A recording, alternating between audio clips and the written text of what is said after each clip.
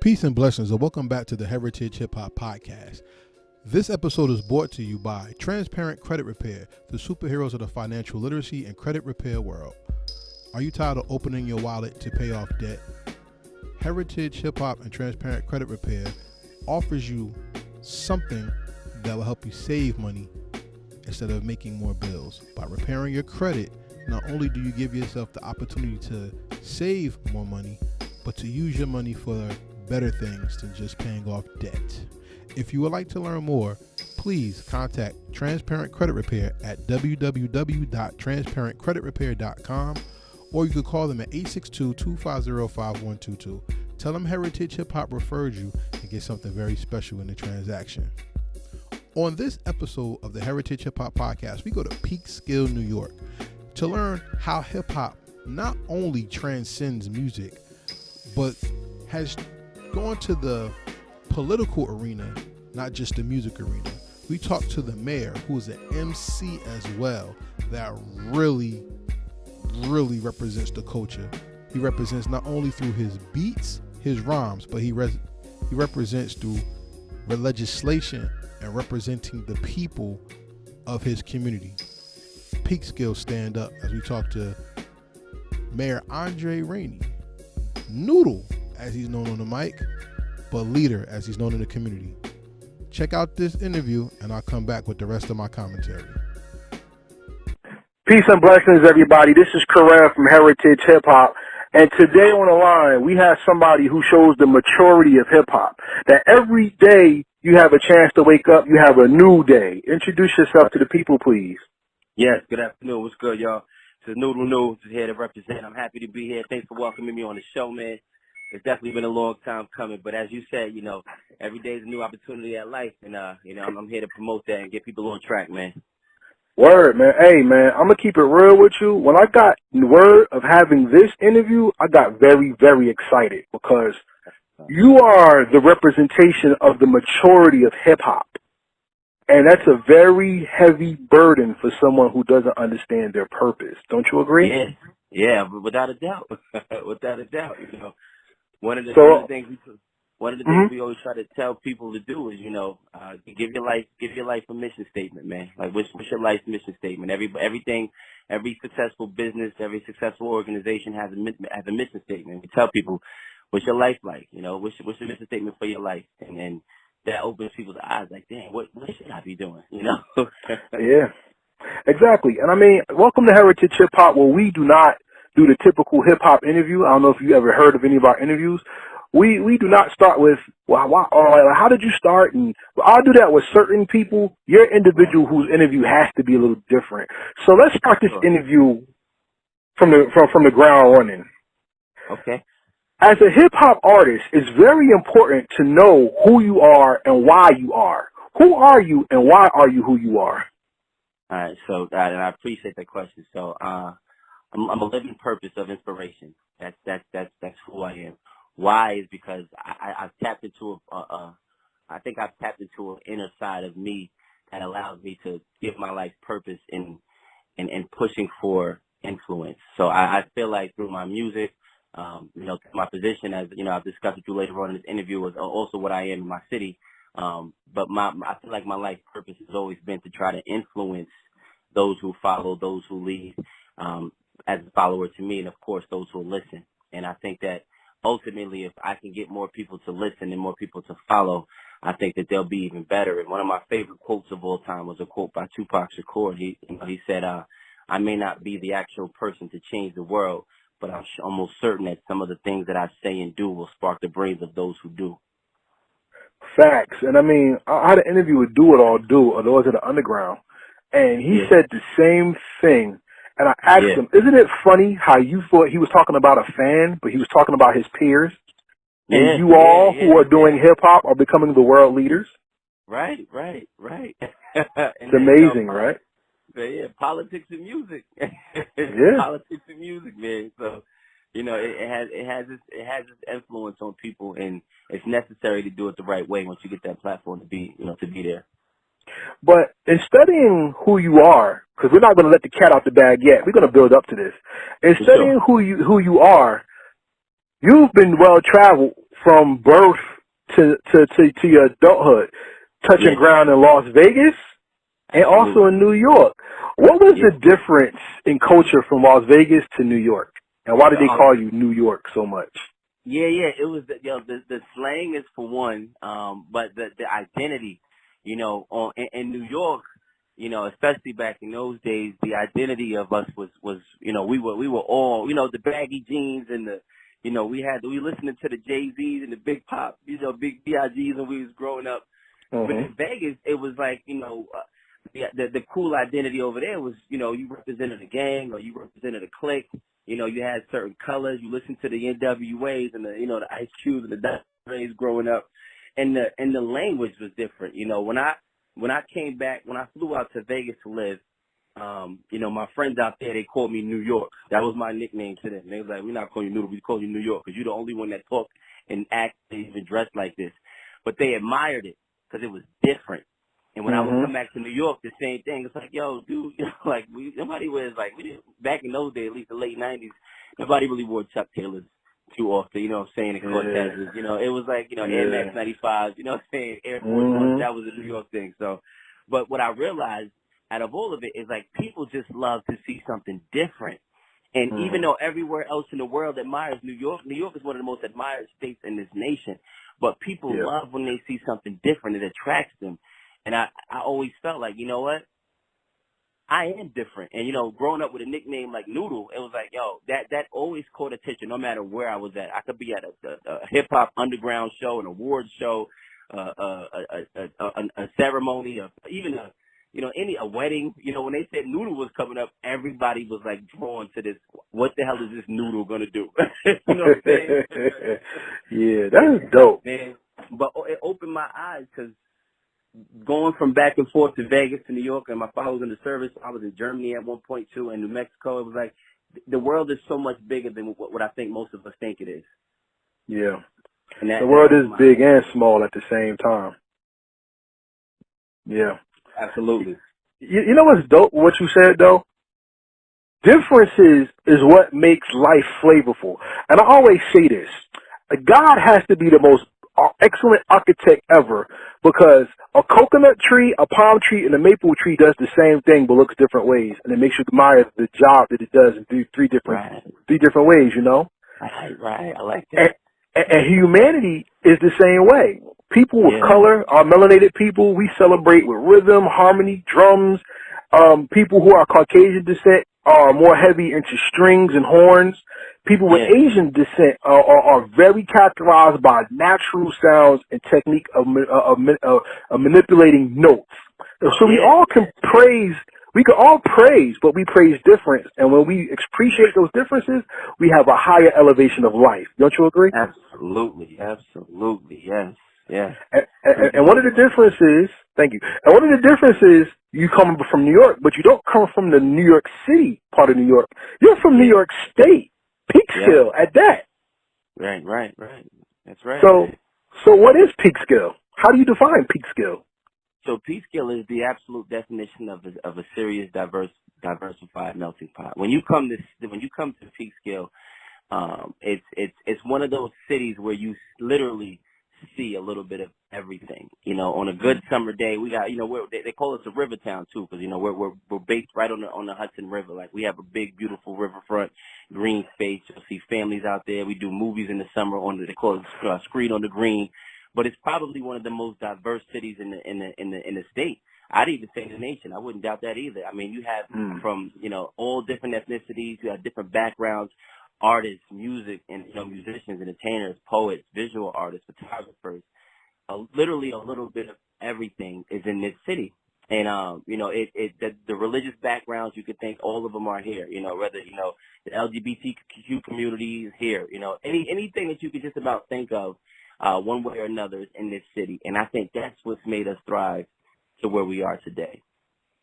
That's beautiful, because my education on Peekskill is the 1949 riot that consisted of the Paul Robeson issue, right? And Paul Robeson is a statute figure when it comes to civil rights, community rights, and Paul Robeson stood for, like you said, differences. He stood for the difference, stood against the difference of equality in the measure that America was giving people of color at the time.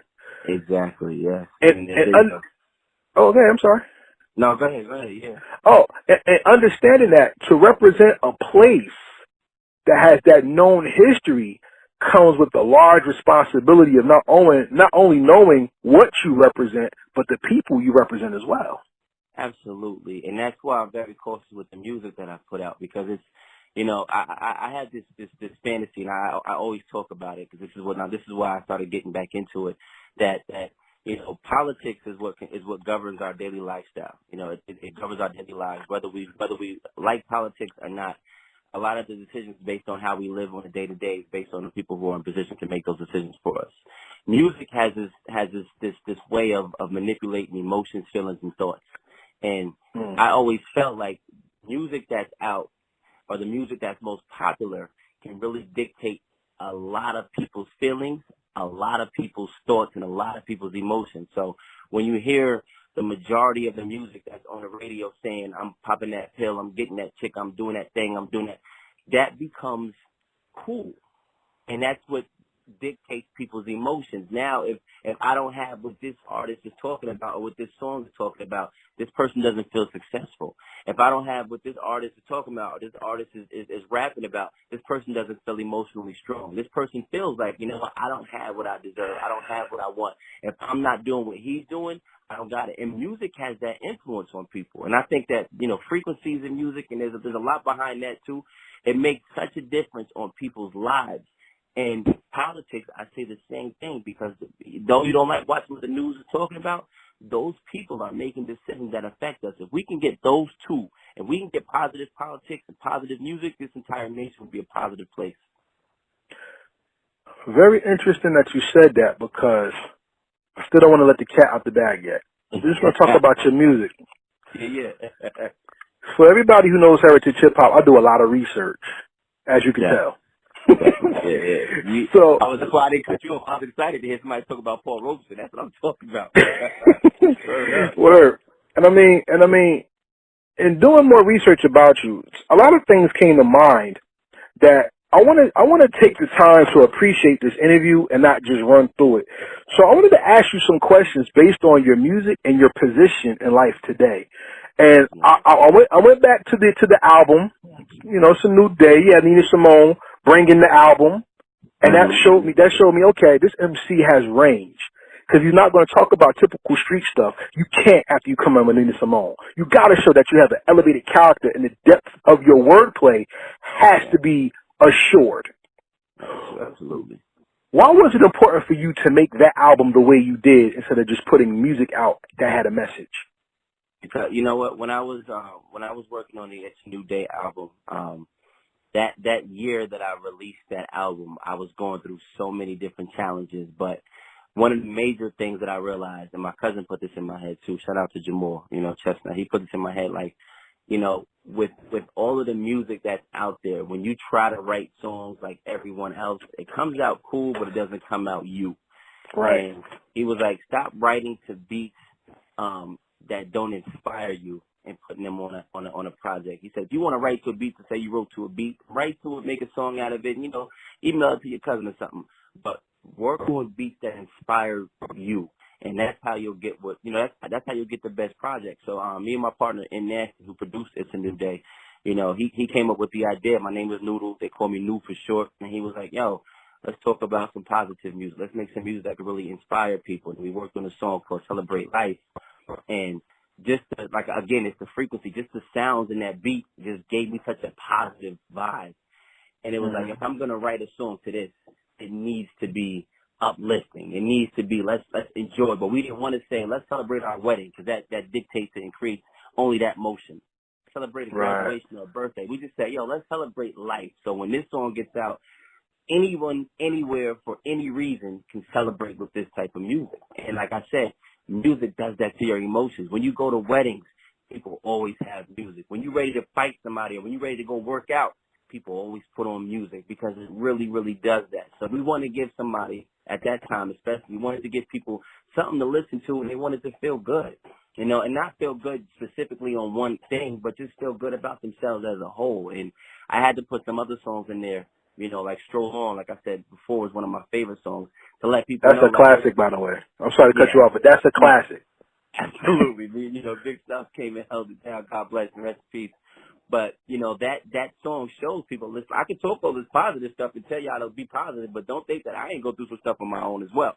Don't think I didn't have some challenges either. I'm going to keep it 100, you know, especially in music. I think that's what it's about. And when I hear songs from other artists talking about the challenges they've been through and I look at their career, it's like, wow, you know, I could do that. It's possible. I don't want to let the cat out of the bag yet, but I want to ask you a question.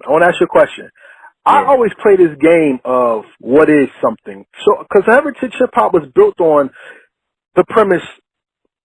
This is what heritage hip hop means. Hip hop is not a music. Hip hop is God within you. Nice. That's what it is. And I always ask people, since you brought God up, you took the interview there, and I want to put it in there. What is hip hop to you? How do you define hip hop? Well, I'll answer that simply. Me and my best friend, we always say, you know, life is music. Whenever we hang up the phone, I say life is music, and he says music is life. And when it comes to hip hop in particular, it's our language. It's our language to the world of what our experiences have brought us. And everybody has their own expression. Everybody has their own language. And I think that without language, as many of us already know, without language, there's no communication. And this allows us to communicate with people who I feel need to be communicated to. The reason why I like the way, you know, God put me on this earth, what he put in my heart and what I experienced is my communication to the people is we can be better. We can rise. We can have hope. We can live and we can look forward to the next day despite what we went through because we are not perfect, but we are human. Music is language. Hip hop is language. And the thing is, it's like any language when you communicate. If you're in a relationship, you know, if things are going rough, like the world is right now, the nation is right now, if your relationship is going rough right now, the way you communicate with your partner can really break or make your relationship. It could really destroy it and make it worse. You could curse a girl out or curse a man out, or you could apologize and give him some uplifting. Say, hey, listen, you know what? I'm mad at you, but you're beautiful, and I still love you, and I'm not going nowhere. That's what our music, at least I shouldn't say our, but that's what my music is doing. In a world like hip-hop, my uncle used to always tell me, you know, rap music and hip-hop music now McDonald's and restaurants. There may not be healthy restaurants everywhere, and you might find a McDonald's on every single corner, but that doesn't mean that it's not there. That doesn't mean that you can't find somewhere healthy to eat. That doesn't mean that you can't find some good hip-hop to listen to or some positive hip-hop to listen to that's not corny or played out. But you have to be able to look for it because the greater things in life are always a little bit harder to find. You know what? That was eloquently put. When I define hip-hop, I give you 3 examples of life. Since you keep bringing up life, because I love this interview so far, I'm going to define hip-hop the way I see it to you in relevance to a song that you made, okay? Yeah.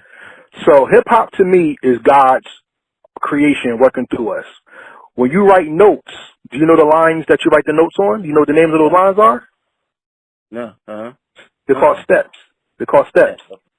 So when you journey through life, what do you take? You take steps. Right. So the heart is the drum that gives you the rhythm of life. What is the heart of the beat? The drum. That's right. Now, I love it. Wow. Here's the eloquently part of God. Our body is created of systems that work together. A lymphatic system, a respiratory system, a reproductive system, an endocrine system. Mm-hmm. A track or music, a song, is a system of beats that work together, sounds that work together to make harmony. And when your body works in good spirit, it works in what? Harmony. Yeah, wow. So the creation of God is hip-hop within us.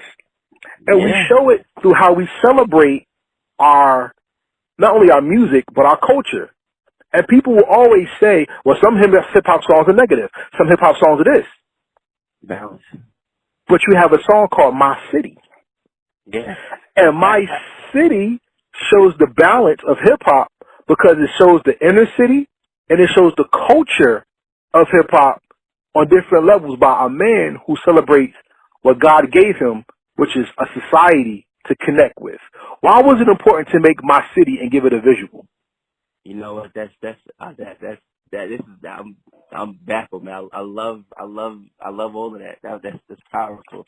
You know, and the thing, and I'm glad you asked that question, is, you know, my city was a representation for me. You know, it was, you know, whenever I go somewhere to perform or I visit, even when I was growing up in Vegas for those years, you know, people say, where you from? And I say, I'm from New York. They say, what part of Peekskill? When I would go do a show in Florida, I would do a show in Queens or Brooklyn, they would always say, yo, you from Peekskill, just say you from Westchester, man. Nobody knows what Peekskill is. Like, but it's like, to me, for me to not represent Peekskill is like erasing part of my identity. Like, that's where I grew up. That's the city that made me. So not only am I going to be proud to say where I'm from when I'm out, but I make a song in as my expression or as my language to the world again. Let people know I'm proud of where I'm from. Even if you've never heard of it, I'm proud to be from here. And my thing was, if you've never heard of it, if you heard of me, you heard of Peekskill. And it's just, I felt like I needed to represent for a city like Peekskill because we're not as popular as Manhattan. We aren't as popular as Newark, but we are. You know, they always, there's a quote that I heard most of the time. It says, just because you're not as popular doesn't mean you're not as good. And that made me really want to put that out there. So Peekskill, my city, this is my home and I love it. I want to go to Peekskill. I actually want to meet you, and I want to touch that ground. Yeah. I would love that. Listen, you're welcome to the 914 anytime. Yeah, cool. Cause I really would like to come out there, and I would really like to document the hip hop in Peekskill because heritage hip hop is just that. We are the heritage of hip hop culture, and if hip hop comes from God, we are God's heritage. So we have to celebrate each other. We have to give our children something to look forward to. We have to change the world. That's right. Speaking of that, you have a video called "Change the World." Am I right? Yeah. And one thing about the Change the World video I like is you capture the essence of hip hop very well because you use everyday people to highlight the love that you have for the culture. I mean, in one part of the video, it was a man standing next to a priest who had a suit on who did a b-boy stance to let you know I'm suited, but I'm still one of you. You know what I'm saying? And another thing that made me so happy with the video is it's very symbolic where you have people uncovering their eyes to show their face. What was that meaning? What was the meaning of that in the video? You know, so part of the song, you know, when I created the idea of Change the World, part of the purpose to me of creating Change the World was that, you know, people, you know, I think in the early, you know, back in, 400 years ago, I think the fight was slavery, 100 years ago, I think the fight was civil rights. I think right now, even though we're fighting about everything that's going on right now in racial injustice and everything, I think the fight is psychological. You know, I think that, especially for black people, I think that we really got to put our minds in a different place. We have to stop accepting everything that we see on YouTube. You know, when they say that the black culture don't have this and that, actually we do. It's like I said about Peekskill. It's not popular, but actually we do. The black people don't have this, don't have that. Actually, we really, really do. So the hand gesture of putting your hands down was open your eyes and look. You know, don't just they're covering our eyes. You know, you can't see past what's in front of you because all you see is the black people aren't doing this and the black people don't have that and these people don't have this. But if you move that stuff out your face, you'll see we actually do. You know, and I'll give you an example. There's a guy in my community who me and him don't really, we don't see eye to eye on things, but he walks around telling kids, especially, this is why me and him don't see eye to eye. He tells these kids, you know what, it's going to be hard for us to get anything because the white man won't let us get nothing. You know, the white man won't let us get this and the white man won't let us get that. And I'm a black man. I'm sorry, I'm put it out. But I go to these meetings and I say to the kids, when I'm right in front of him, I say, you know what, you're right. The white man won't let us get anything. So how about this? Let me know what you tried to accomplish that the white man stopped you from doing. Did you try to open a business? You know, and if you did try to open a business, let me see your proposal. Let me see your synopsis. Let me see your mission statement. Let me see something that you tried to do. And that's the part that you never get past. Because it's so easy to say the white man ain't going to let us get this. Now, when you're saying that to all of these kids, to me, that's you putting your hands over their eyes. They can't see past that. Right. So in order to change the world, remove this thought from your eyes, this thing from your eyes, move this thought from your head and realize the only way you can ever say that to me is if you actually attempted to do something and the white man blocked you. Not because it's a great quote to say. Right. And that's dope. I'm glad you said that because I think we give a lot of people too much credit for why we don't achieve. Because a lot of our achievement, not everything, but a lot of our achievements are mental stumbling blocks that were seeds planted in us that we have to unearth.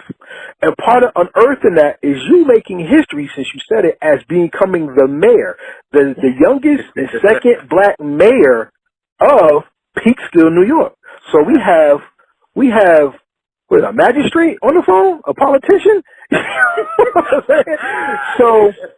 So shout out to you for being the maturity of being someone who took their message from the block to politics to show people that not only do we have power on stage, but we can MC and policy and change the lives of people who look just like us. Absolutely, man. And it was a major move. You know, I'm the youngest mayor my city's ever seen, only the second African American mayor my city's ever seen. And you know, one of the things that I could say about the entertainment industry that helped me, you know, the music industry, how it helped me in politics is, you know, with an artist name like Noodle, you're always tested. You know, you're tested with people who want to battle or people who don't, you know, respect the name. You know, it was one of those things that I had to really understand who I was, you know, before I let somebody steal my identity by telling me you got to change your name to, you know, MC, you know, Lil Mookie or whatever, you know, whatever name somebody else felt was comfortable. Like I'm okay with this name because this is my identity. This is what I grew up as.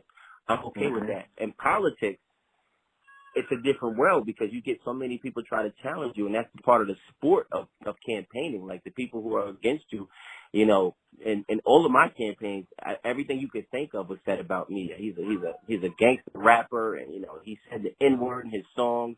He hates police. How's he going to be a mayor of a city when he hates police? And it's like, you'll never hear a lyric of mine saying I hate the police, but you may hear me address some of the things that police have done, but you'll never find a lyric saying I hate the police. But the sad thing about it is a negative thing can travel 1,000,000 times faster than the actual truth will ever travel. That's facts. If you don't know yourself, that was like one of the first things you said in this interview, which I'm so thankful for. If you don't know yourself, not even just in politics, but even in the music industry, you'll get robbed blind, mentally and emotionally, not just financially, but mentally and emotionally. You'll be like Britney Spears was when they caught her smoking a cigarette. She put a cigarette out the window on camera. And she didn't have it. Like, you just got caught. If you smoke, you smoke. You know, you have to be real with yourself before you can try to be real with 1 billion followers. And that's I learned that in music, but I learned that especially in politics. Beautiful. But see, you have the gift that most people don't have. I believe hip-hop was full of participants, not artists. I really don't. And one of the arts that people sleep on is the art of life. Life is a stage, and everybody plays their part. Some people are fools, some people are geniuses, but everybody is taught and affected by somebody else. Right. And in looking at who you are an MC on stage and in the boardroom. So I wanted to ask you some things that really, I think the average mind doesn't acknowledge but needs to hear. And one thing is, what is the difference between hip-hop and politics? Usually say they're similar, but there has to be a difference. Yeah. So that's a really good question. I think the biggest difference is in hip-hop, we're supposed to speak what comes in our heart so people can listen to us. In politics, we're supposed to be the ones listening to those people who need us. So in music, we know those who need us, so we have to speak to their hearts. In politics, we know those who need us, so we have to do the complete opposite and listen to them. And I think that's one of the biggest differences because, you know, when I'm at a hip-hop event, I want to get up there and spit and tell people how I feel and get my song out there and, you know, inspire some people, lift up some people and this and that. In politics, to be just as successful, you have to be able to listen just as good as you can talk. And I think more politicians do better when they listen to the people. And I think part of the reason why I think the music that I'm going to put out is going to make such an impact is because I've listened to so many people and I put out what they're saying to me in my music. People look up to me in my city. I got elected. I won by over 1,000 votes for my last election. My first election, I only won by 175. But in the last election, I won by over 1,000 votes. And the thing is, when people are talking to me and they know I'm listening, they love it. But there's certain things that I don't say at a podium as a mayor that I cannot help myself from saying on a microphone as an artist. Right. And And I think that's the difference. Is one position you have to get used to being able to spit the music or spit the words that'll influence your people. The other position, you have to listen to the words so you know what the people need you to do. And the reason they work so well with music is because I know what they want to see, I know what they want to hear, so let me put it out for them in this way. Yeah, I appreciate everything you said, because now I want to take a hot topic in politics and related to hip-hop and get both sides of your thinking, since you play the duality role as mayor and MC. Do you mind? Not at all. Not at all. Okay. So the hot topic is education. How do you define education in politics as opposed to education in hip-hop? Say that one more time. I said education is a hot topic when it comes to politics. How do you define education when it comes to hip-hop as opposed to how we define education as defined in politics? Well, that's okay. I love these questions, man. So education in politics, you know, one of the things that we talk about in politics when it comes to education is, do our kids, do our children, do our youth have enough resources to succeed? And in politics, you're in positions now to try to allocate certain funds to give these kids what they need. The thing about music is, because people are so influenced by music, sometimes if you can educate people through music by letting them know, like, you know, we grew up listening to you know, Fight the Power, like those songs educated us to really pay attention to what the heck was going on. You know, True. One of my favorite songs of all time is Sam Cooke's Change Gonna Come. It's outside of hip hop, but it's just, that song, it does something to me whenever I hear it. You know what I mean? Right. Like, it really does something to me. And it's like, it makes me think, like, whatever I'm going through now as a politician couldn't have been half as rough as what they went through back in the days. So when people tell me, like, you know, when you're running for office and you're hearing all these bad things about you, how do you feel? I say, listen, I feel hurtful because of what they're saying, but I'm educated. I know what the people who look like me had to go through 80 years ago, 50 years ago. You know, so if they could take rocks being thrown and water hoses being shot and dogs being dogs biting their legs and arms and boycotting buses for full years, I could take a couple of bad comments on Facebook. But it's in the political world, you know, you have to understand, one, educate yourself on the game that you're in. You have to know you can't take everything personal, because it's not always personal. It's about the position, not the person in most cases. You have to understand that. And the music world, you know, again, the business game, you have to understand it, but the goal is to make sure that the people that are listening to you understand that there's hope, there's change, there's progress. And once you tap into people's minds, whether political or whether in entertainment, in the hip hop world, things will really, in my opinion at least, things will really start to change. But when you look at the ways of the world right now, and I'm not saying this to attack anybody's political stance or anybody's music, but you look at some of the, listen to what's majority on the radio right now in the hip hop world. And then, you know, sit down with some of our people in the hip hop community. You know, we act like our music. You know what I'm saying? And it's not to attack, because, you know, it's, you know, that's not how, some of us were just raised like that. But we need a balance now. Like, we need a little bit of education in our music. We need a little bit of positivity, a little bit of stuff that'll uplift people or get people. I can make a song tomorrow about running for office just because I'm in this position, and those who I touch might do it. That's how powerful music is, especially hip hop. I mean, hip hop has fans of all backgrounds. All backgrounds. And if, you know, you can't even just say it's a black thing no more, because white people love it just as much as we do. You know what I mean? Spanish people too. You know, like, there's so many different people or nationalities that are making hip hop music in their own realm now. But the thing is, where's the balance of music at? How do we push this type of music to the forefront so we can have that balance? Because again, that influence of music is powerful and psychological, and until we tap into that side of our people, our communities, then we're going to be stagnant. And I think it's very important, very important. I love how you said that. So then, that begs the question: how did you get into politics to MC the crowd, not from the stage but from the podium? So I started doing things for my community years ago, back in like 2006. I would always, my grandmother, I owe a lot to this lady named Mrs. Tuesday McDonald, to my grandmother, and the other lady named Mary Beth McGowan. They really, like, directed me. My very first job was working for a program from Tuesday McDonald's, and the program, it was a summer program where we literally made lunches for the kids in low-income housing, public housing. We made lunches for them Monday through Friday, and every Friday we would take them on a trip, whether the trip was to a park, to a movie theater, to a skating rink, it was to a museum. We took the kids somewhere every Friday. And these are kids who probably, if it weren't for these programs, probably would have never seen this stuff growing up. You know what I'm saying? And from that age of 14 up until now, I always felt like, we need to be there for our children. The people that were biggest influences in my life made sure that I had what I needed, or at least knew what I could get if I didn't have it. And they made me believe that. And I feel like in these times especially, I tell the kids when I get invited to speak at high schools and colleges, I tell the kids all the time, if there was a mayor like me when I was growing up, I'd be running for president this year. You know what I'm saying? Because there's the power of influence is probably one of the most important things you can do. And that's why when we have meetings and stuff, I ask everybody to come. You come to my birthday party events, you'll see people who are in prison that just got out of prison. You'll see people who are doctors. You'll see a county executive. You might even catch a governor. You know what I mean? All in the same room.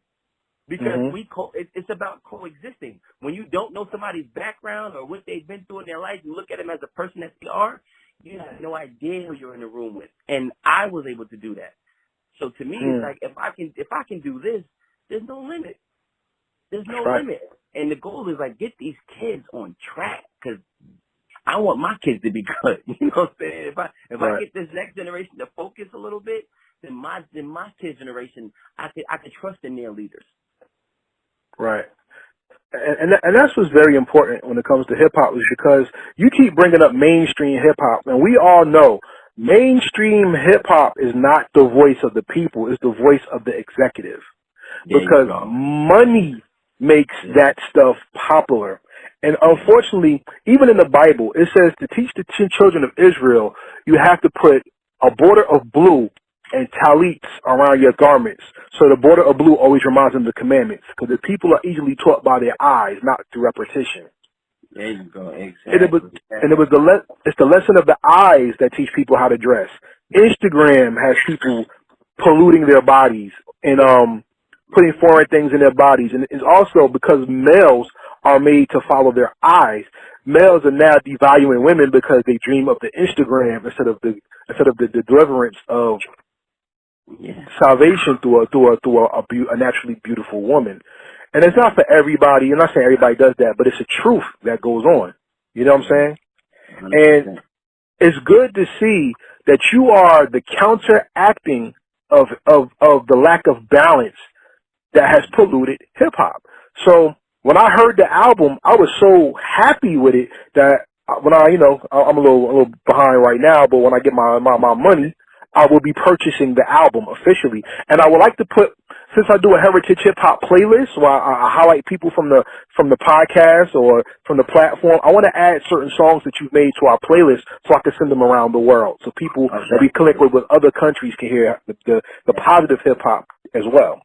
Yeah, most definitely. When we hang up, I'll get your information. You send me your email. I'll send the stuff right over to you. I'd appreciate that a lot, man. I'd rather buy it so you can get the money. I would like to. But if you want to send it, that's cool. But I still want to buy something to contribute because I know if I buy it, it goes more towards. This is what I tell everybody every interview. Purchasing is power. Streaming is good, but the middleman gets that money. I'd rather you get it, so it builds your platform, and it shows more music, and it shows you that somebody is committed to your vision. So if you send it to me, thank you, but I'm going to purchase it anyway. Okay? No, much appreciated. Of course. So let's even continue from what you said, because an MC is known for how he connects with his crowd. And an MC is known for people buying their albums, wearing their merchandise, even knowing their lines, and be able to say it in repetition back and forth, right? Yeah. When you got the Rising Star Award for Inspire magazine. Yes. That had to be a victory that solidified not only you as an artist, not only you as a mayor, but you as a living embodiment of God's blessings. How does that help fuel you to go to work every day or to get into the booth and make music? You know what? One of the things that my father used to tell me was if you know, he told me when I first got into politics, especially, he said, you know, you're into this because you're inspired to help kids. You're into this because you're inspired to help the youth, and you're you know, you want to inspire your community. So the minute that you lose inspiration, there's two choices. He said, you know, he said the first choice is either one, find something that inspires you to move, or two, get out. And, you know, one of the things about being nominated and winning or being, you know, recognized for being, you know, the rising star was the two things that really hit me. Was one, I was in a room full of people that I probably would have never met in my entire life had I not stepped into the world of politics. Because when they saw a mayor, he's in the entertainment business, he's a rapper, like, what? Like, this is dope. You know what I mean? Like, this is really fascinating. And when I walked into that room and saw that there's 40 people that received the Rising Star Award. They call it the 40 under 42. It's another organization as well. But there's about 40 people that have received this award.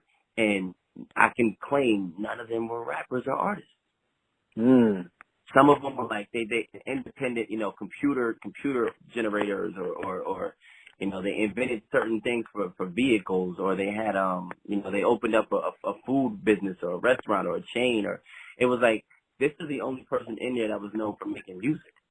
And it's like if this is what it feels like, there's a lot more to be done. And I'll tell you another story. When I first got elected as the mayor, my first term, I was invited to the governor's mansion. And when I went in there, you know, he had all of the mayors that were successful in that election. He invited up to his mansion to shake their hand and congratulate him and give him a little dinner and whatnot. When I walked in there, there's probably like 78 to 80 other town supervisors or mayors in that room, and I can honestly say about 2 or 3 look like me. So that inspired me on 2 levels. One, I'm in here with some people that are really making some choices. Like, this is huge. 2, I need to inspire more because this room should look like this. And it's not a bad thing to those people in there that aren't, you know, of my color. But for my people who are relying on people to make decisions every day, like, we need to be in better position. So it just pushed me to say, if I can do it, you can do it. And if I'm going to lead by example and listen to you as a politician, I'm going to lead by example by giving you the right message when I talk on my music. Everybody on the line who's listening to this interview, this is Karev from Heritage Hip Hop with the mayor of Peekskill, New York, and a proficient MC, Noodle, a.k.a. Andre Rainey. And the message today is, if you believe you can do it, you can. That's right.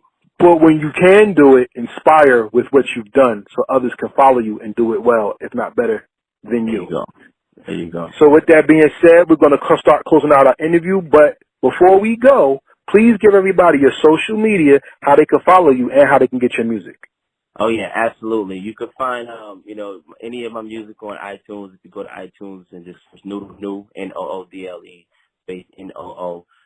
Amazon and everything else. You can also find me on Facebook, facebook.com/Noodle Noo, or facebook.com/Andre Rainey for all, and Rainey spelled Rainey. On Instagram, same thing, Noodle Noo. It's Noodle Noodle 1217. It's Noodle 1217, or on Instagram, Andre Rainey for all. And on Twitter, you can look it up at It's a New Day, ITSNOO. I'm sorry, ITSANOODAY. But if you have any trouble, just Google Mayor from Peekskill and all the links will come up. That's right.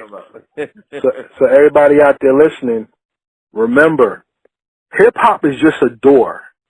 It's God's purpose for you. If you stop at the music, you may block yourself from seeing the bigger picture and how powerful your voice is. And understanding that, it's time for the rapid fire questions. The rapid fire questions are not yes no questions. Like, I don't care who's sexy, I don't care what your favorite food is. That has nothing to do with hip hop or you. I ask you the rapid fire questions to show your depth and to show the people who are on the interview, listening to the interview. I ask you these questions to show them that hip hop is more than just beats and rhymes. It's depth, it's intelligence, it's ingenuity, and it's the inspiration that we give others beyond the music. So you ready to go? Let's go. Yeah. Now because you're mayor, I have certain questions I have never asked another artist. So this is You're going to get a mix of both. Okay. Here's the first question. What song or album perfectly describes you? And the song or album is made by another artist. All right, I would say Tupac, the "Me Against the World" song and album.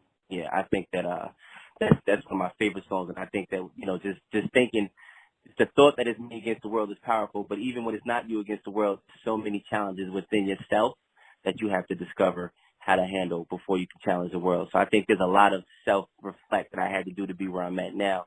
And now that I've got that out the way, I look at the rest of the world like there's a lot of people who just haven't done that, that I got to deal with this, And as an example, I used earlier about the young man who telling everybody that, black man can't do this, black man can't do that because of the white man. It's like, I got to deal with him now, And sometimes it can feel like it's just me against the world. Like, am I the only one who sees stuff like this?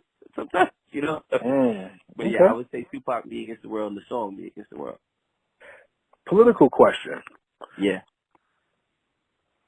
What's the difference in rhyming and capturing the attention of the audience, or being on a podium and catching the attention of the audience? Because you're emceeing both ways. Yeah. But how do you know when you catch them? The only difference for me is the content or the way I articulate it. As an artist, the skill is in making the words rhyme and having some sort of a melody at times. Sometimes you say certain lines that have a melody to it, people never forget those lines. So whenever you have like a very important line, I notice like artists like Eminem and even KRS, like there's certain parts that they say that they really want people to pay attention to, so they say them with emphasis. So they just add a little bit more to it. And there's certain lines, Tupac too, you just never forget it. As a person at the podium, it's the same thing. It's just not rhyming. You want to make sure that you can relate to people, and they want to hear a message. It's like I look at rapping in front of people and being on a podium in front of people is the same way I look at when I go to church and see my pastor preaching. It's like he's hitting me with stuff that I almost already know. It's like I already knew that, but when he said it, the way he said it, the way he articulated it, I'm leaving here today.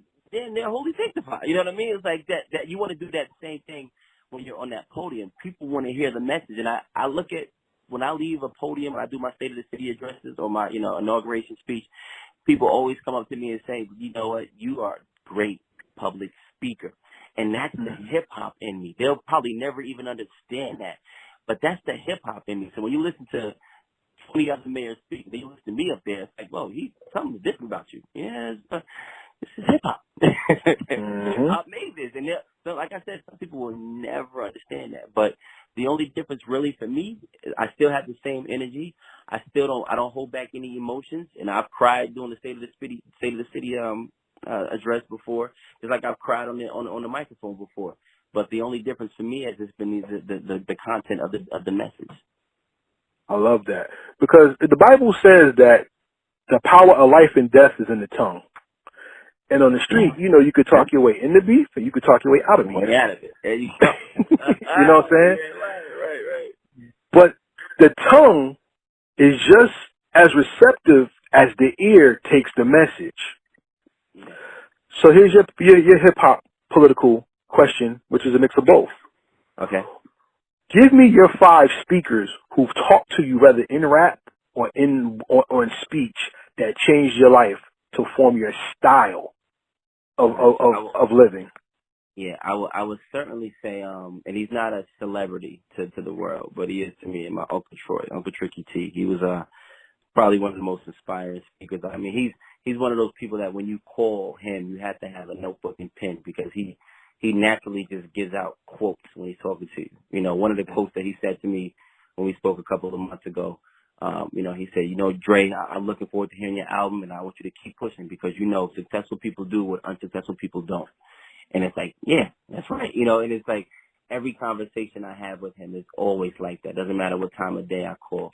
On the higher ranking level, in the music world, I would certainly say, Tupac Shakur. I watched a lot of his interviews, and I felt that he wasn't as mature as he wanted to be yet. But I felt like when he spoke, if he would have had that political side in him, when he would have articulated his words a little different, he would have been one of the most dangerous men on this earth. And I say that because a black educated man is a dangerous man most. And the direction that he was going, in my opinion, I wouldn't doubt that Pac would have ran for something in California, if not something in the United States of America, eventually. Mm-hmm. You know, he was at that young age where everything was coming, women, money, trouble, cops, like everything was coming. So that's that, I don't know what to do. There's too many people I don't trust and this and that. And, you know, it's a lot. But when he spoke about the people he cared for, the women in his community, the poor, the poverty, the drugs, he spoke really well, but he didn't have a platform as a mayor or a platform as a political official to do it. He only had the platform as a musician. And, you know, most of his music that made it successful didn't talk about what his message was about. You'll get California Love and Gangsta Party played on the radio way more than you'll get Dear Mama and Life Goes On. You know what I'm saying? So, unfortunately, yeah. Yeah. So, but Tupac for sure. Sam Cooke is another one. This is story alone when he was one of the first African Americans to sell. He was the only African artist to sell more than Elvis back at that time. And he was preparing to start his own record label at that time in the 50s and 60s. And it's like, that's powerful to me. I would say Muhammad Ali, not because he was a great articulate speaker, but because he showed that he had no fear, even if he did. And, that confidence that he showed, again, the way he articulated it. And I think the mayor side of me makes me look at the messages rather than or how they're saying it, and he would go out there, I'm the greatest man in the world. It's like, you want that kind of confidence when you're in a world full of racism and hate and you can't make a decision on your own because you black. Like that, at that time, to me, that's power. If everybody that controls everything you do, from where you can fight at to how much money you can get paid to where you can eat at, if all these people control your life and you walk out and say, I ain't scared of none of y'all. Like, to me, that was power. I would definitely say, this may be cliche, but, Martin Luther King, just the way he delivered his messages, his something about his voice, sings to me, when I hear it. And he's a great leader. And he experienced a lot, and he preached peace despite it all. And I say that it's relevant to me because in a world full of hip hop, where hip hop is where it is right now, like I'm going against that. I feel like that's okay to have it, but that's not the way we should be going.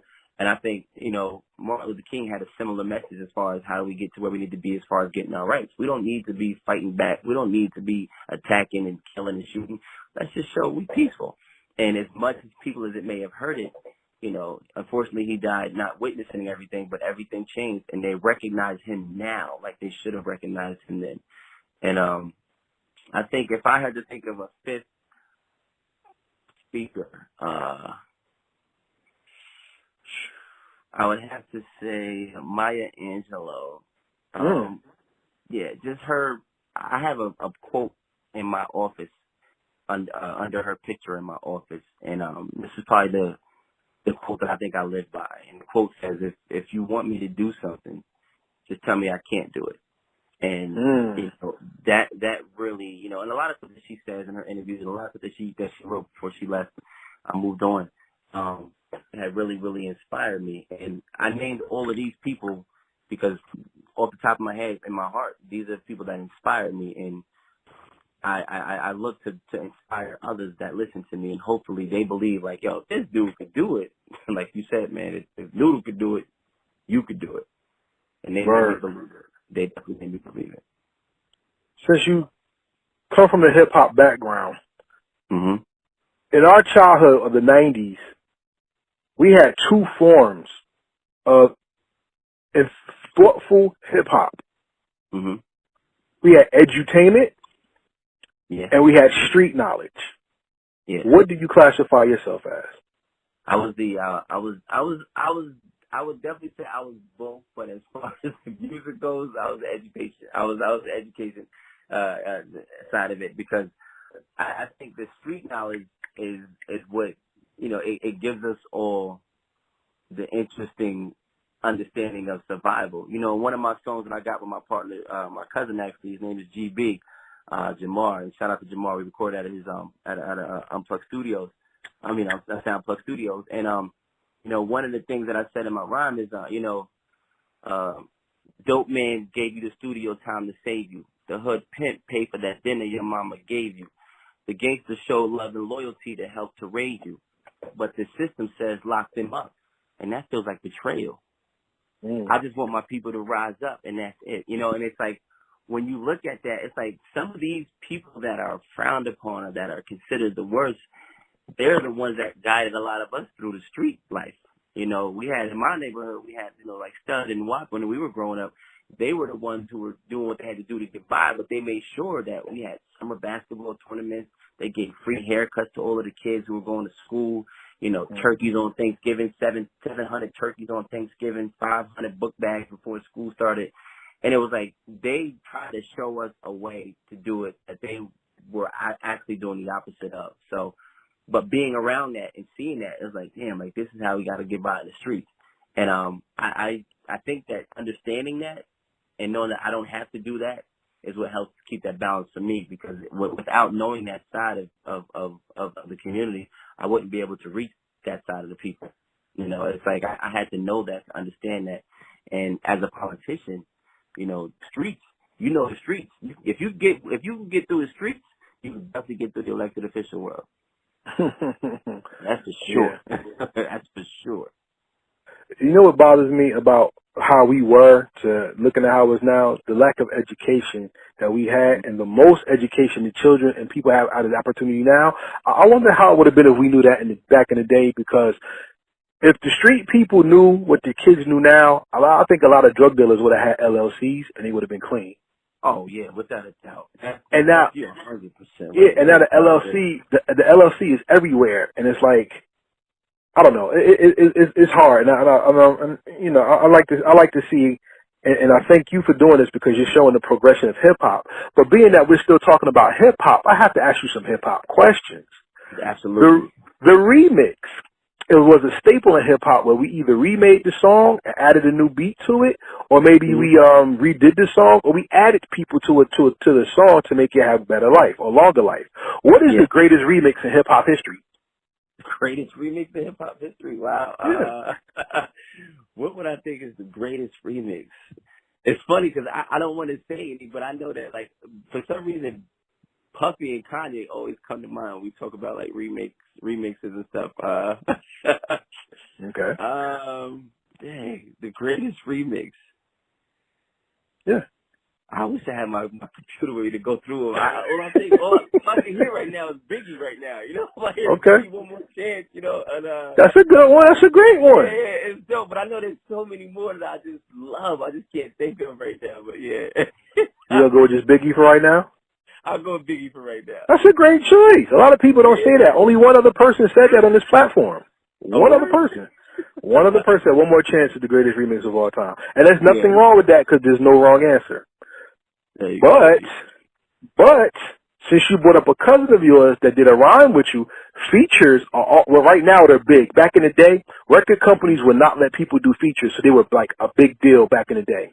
Right. Now everybody's kissing and hugging, and the feature is like corny. It's overdone. Right. But I'm gonna ask you a question. When you heard a feature where a guest artist had a guest 16 and they got on the track and they ripped it, it made you just go bananas, right? All the time, yeah. Especially okay. So then here's my question: who has the greatest guest 16 in hip hop history? The greatest guest 16. The greatest feature rhyme, yes. I would say, and I have to give him credit because he's just a monster all around. But I would say, Jadakiss. There's a song called "Never Surrender." Yes, it is. DJ Khaled. And Jadakiss's verse. Well, I mean, I had that as my alarm for a couple of weeks. You know, just like I wanted to wake up to hear that. Yo, you know, what I'm saying, like that verse and "Never Surrender" was, I mean, just ridiculous. But then you go back to Jadakiss's catalog and you know, in Styles too. You know, when you listen to their features, when you had Jadakiss on the track, like, it was just something that stood out about Jada. You know, it's always. Yeah. It matter who featured him. It's like you could expect to hear some realness when it was Jada, or some ill punchlines that made you like, woof, that was it. You're the first person who ever said Jada on this platform. Yeah, Jada's oh man. But when the content was about struggle or about the streets or about survival, Jadakiss always came with it, and I respect him for it. That's dope. Yeah, that's a great answer. Like I said, there's no wrong answers. And Exactly. like I said, you're the first person who ever said Jadakiss on this platform. So salute to you. That's what's up. That's what's going on. All right. So here's the next question: if you could make your dream track, who's producing it, or who's your feature, dead or alive, no restrictions? Wow, I love that question. So I would say I would like Dre and Kanye to co-produce it. I would like the old, the college dropout Kanye. I want something soulful but with some powerful knocks. I would love to put. It'd probably be a very long song, but I would love a verse. I would love a verse from Pac, whether it's 8 or 16. I would love Kendrick Lamar. I would love to put, as crazy as it may sound to some of my fans and followers, I would love to put Eminem on there. And I would definitely want Rakim. And last but not least, for the last two would be Mr. Cheeks, because the Lost Boys is one of my favorite groups growing up, and Diggity Doc Effects. Close it off. Yeah. And Doc Effects, you have a political, satirical, stylishly lavish lyrical song. Because depending on what the beat is, you all flip it. All right, yeah, I'm loving that. I'm loving that. Let's go back to politics one more time. Okay? Right. Yeah. The hardest thing for an MC, most times, is the creation of the album. Yeah. A mayor doesn't create policy, though. What's the hardest thing that you had to process, or something that you had to create as a mayor, that it kind of reflects the creation process of being in the booth and writing your rhymes and creating an album? I guess it had to be patience and understanding strategy and process. I always I tell people now, like, if I had put the amount of energy in my music that it took for me to run a 6-month campaign, I would have been on Heritage Hip Hop 3-4 years ago. You know what I'm saying? Because there's so much detailed strategic work into becoming a successful person in the political world. You have to literally be strategic about what you say, what you respond to, and what you don't. You know, you'll see there's people in elected office now that'll put a tweet out or something out there for the world to respond, but they won't respond to nothing that's tagged back to them. And as an artist, if you said something to me, it's like, a word, what's up? You know what? Okay, I'll go write a verse and put you in the verse, you know? Or I'll put up a post on Facebook like, yo, this dude is talking crazy, he's whack, whatever. It was always, you were supposed to respond. In the political world, if you're going to respond, it has to be strategic. So if somebody says you're a horrible mayor, your response is to become successful. Win the next campaign. That's my response to them. And it's, in the political world, everything is about strategy and of course, understanding what the people need, what the community needs, and staying focused. You know, you have to rely on the process. You know, it's probably the most important thing I had to learn, though, was the patience that you have to have. You can't respond like you would want to respond as an artist. You know, as an artist, you can't say too much to me without a response from me. But you always kind of look at yourself like Jay-Z almost does. You know, Jay-Z doesn't respond to 95% of the rappers that take a shot at him. And when you do respond to them, you give them light. And it's the same thing in the political. 90% of the people who don't support me or who diss me on Facebook or whatever else, those are probably people that aren't voting for me anyway. So what I need to do is continue to respond to the people that are going to support me so they know what's going to happen. And hopefully the people that don't support me at least understand where I'm trying to go. Yeah, I love that answer. And everybody on listening, this is Karev with Noodle, a.k.a. Andre Rainey, the mayor of Peekskill, New York, who I hope to meet and go to his town, because he has something in one of his videos I really want to see and experience in person. And it's going to take a visit there to experience it. Well, we've come to the final question. This is the most important question I ask everybody on their first interview. So that means that you have an open door. You can always come back when the album comes out, or even if you want us to come out there and bring the cameras, if we could do something visually, Heritage hip hop is not phony. We don't do industry relationships. We do communal relationships. So I open that door to you whenever me and my partners can come up there and do something. Yeah, we'll make it. Hey, we'll be there. Jersey is very close. You know what I'm saying? So here's the most important question. Bear with me because I like to paint the picture. You know what I'm saying? Okay. But 1,000 years from now, you're not going to be on this planet. We don't wish for any harm to come to you at any time. So right now, we're going to say, may the Most High bless you and your family so that there's nothing that's going to stop the continuance of life and blessings for you, period. We're going to put that out there now. Yes. But 1,000 years from now, a child, a teenager, an adult is going to walk through the Library of Congress, or they're going to go through your town's city hall or whatever. And instead of seeing regular pictures of you, they're going to see documentation of your music, your policy, your commitment to the people, and even ask why they have certain things built with your name in honor of things that you've done in the city. The most important question I have to ask you is, what is the legacy that you leave behind that made the world better because you did music and politics? I think the best way to answer this question, and the short answer is, he reminded every generation that the next generation is the most important generation. And I think that if I could leave any impact right now, I would want it to be, I had one of my biggest critics I put on Facebook one day. I don't know why he said about me, I don't know why he's running for mayor. Everybody that he supports can't even vote. And it was like, if I could leave with anything that I think will last 1,000 years, it would be, this was the man that gave us the message to remember that the most important generation is the next generation. And that thought, that mentality, if the community that you live in could believe that, if the city that you live in could believe that, if the state or even the nation that you live in could believe that, we will always be good. And Andre Rainey wanted people to realize that. Before I end this interview, put that on a shirt, and I want to buy it. You got it, brother. The next generation is the most important generation. Cause that's a perpetual lesson that will never die. Exactly. You know how deep that is? Think about this. Come on now we got to get deep before I close this out. God said Abraham is the father of faith.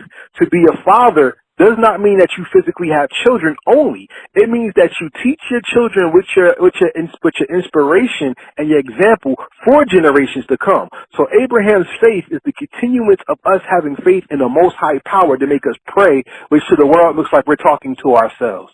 That's that type of quote. So put that on the shirt, and I want it. All right? You got it, brother. I'll make sure of that. So everybody out there listening, remember, man, it's a new day. Yeah. It's a new life, and it's a new era, because hip-hop not only is in your stereo or in your car or in your phone, it's also in politics and making sure that it's taking care of us to give us a new perspective of life. There you go. Shout out to Heritage Hip Hop for holding it down as always. I got nothing but love and my support from this side, and I appreciate y'all for having me, man. Thank you, man. So from Karev and the mayor, we say peace, and we out. Peace and love.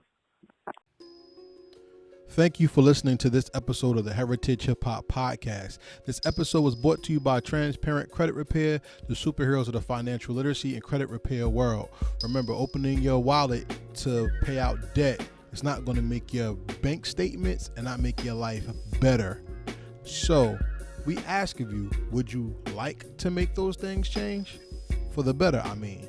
If you do, contact Transparent Credit Repair at www.transparentcreditrepair.com, or you can call them at 862-250-5122. Tell them Heritage Hip Hop referred you and get something very special in the transaction. This episode was great because we are proving the world that people of color have power, and we can use our power to make positive things happen in our communities.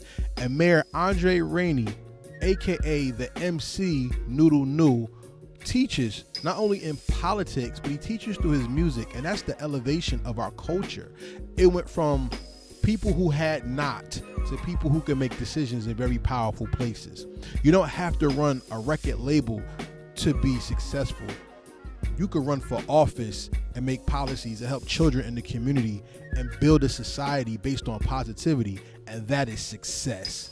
With that being said, my name is Karev, and it was an honor and a pleasure to talk to you and to interview Mayor Rainey of Peekskill, New York, just the same. To everybody out there listening, we ask that you not only take the time to support us by visiting our website, www.heritagehiphop.com, but you share and like and let people know that we're here. Share our webpage, share our YouTube page, Heritage Hip Hop on YouTube, and let everybody know that we exist and we're not the average. We don't care about the beats and rhymes. We care about the people who make hip hop happen. That means you and everybody else in our community. So if you'd like to help us, you can hit the donate button on the website, or you can also buy some apparel. We have an online store at www.storefrontier.com/heritage hip hop for shirts, hoodies, and things like that. We'd like to give a shout out to our team and everybody that makes these things possible. Shout out to Fatty's Place, our virtual assistant. If you're looking for a virtual assistant to help make your social media presence pop, contact Fatty's Place at FADDYSPLACE on Instagram. If you're looking for help with promotion, placement, and marketing, MC has come from behind the mic and into the boardroom, and he helps us promote, place, and market our show. His name is Firejaws. If you want help from Wildfire Marketing and Firejaws, all you have to do is go to Instagram and look up FIREJAWS, Firejaws. We have two other people on the team we'd like to shout out. Shout out to Lex Diamonds, Diamonds Entertainment LLC, DIEMENZ Entertainment LLC, and IDR of The Big A Show. Season 2 is coming soon, and you can check Season 1 on YouTube at AHDAYAR on YouTube. I am the co-host of that show, and that show is about everything: entertainment, comedy, sports, life, period. So look out for The Big A Show Season 2 coming soon. With that being said, I'd like to say thank you to everybody out there who's listening, to everybody out there who's still protesting and fighting COVID. Please stay strong. We've lost some people to COVID and to many sicknesses. And I want to give a shout out to the Edwards family, for Kazarian Edwards passed away. And that was my cousin. And to be real with everybody out there, if you know somebody who's going through something, take the time to talk to them, acknowledge them, and let them know that you are listening. That's very important. One thing I'm going to say about my cousin before I get out of here, he had a big heart, and he did things for the community. He was married and leaves behind a beautiful wife and children of his own that he loves. That is not easily replaced, and it's not going to be easily forgotten. So the Kazarian and the Edwards family in Alabama and worldwide, you'll always be loved and missed. With that being said, this is Karev from Heritage Hip Hop. We say peace, and we out.